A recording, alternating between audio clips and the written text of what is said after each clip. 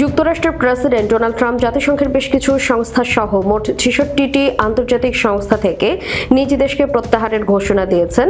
এতে বাংলাদেশের মতো দেশগুলোতে এর সম্ভাব্য প্রভাব নিয়ে এক ধরনের উদ্বেগ তৈরি হয়েছে, কারণ যেসব সংস্থা থেকে যুক্তরাষ্ট্র সরে যাওয়ার ঘোষণা দিয়েছে তার মধ্যে গুরুত্বপূর্ণ জলবায়ু চুক্তি ছাড়াও মানবাধিকার, গণতন্ত্র, লিঙ্গ সমতা ও নারীর ক্ষমতায়নে কাজ করে এমন বৈশ্বিক সহযোগিতা সংস্থাও রয়েছে।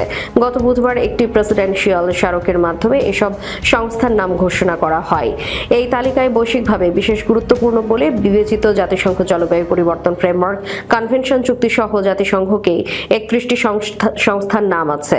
ট্রাম্প ইতিমধ্যেই জাতিসংঘের সাংস্কৃতিক সংস্থা ইউনেস্কো থেকে বেরিয়ে গেছেন এবং জাতিসংঘ মানবাধিকার পরিষদে যুক্তরাষ্ট্রের অংশগ্রহণ বন্ধ করে দিয়েছে। বিশ্লেষকরা বলছেন, যুক্তরাষ্ট্র সরে যাওয়ার কারণে বহুপক্ষীয় এসব প্রতিষ্ঠানগুলো দুর্বল হয়ে পড়বে এবং এর ফলে বাণিজ্য, মানবিক, শিক্ষা ও জলবায়ুর মতো বৈশ্বিক ইস্যুগুলোতে বাংলাদেশের মতো দেশগুলো যে আন্তর্জাতিক সংস্থাগুলোর মাধ্যমে যে সুরক্ষা পেত তা মারাত্মকভাবে ক্ষতিগ্রস্ত হবে।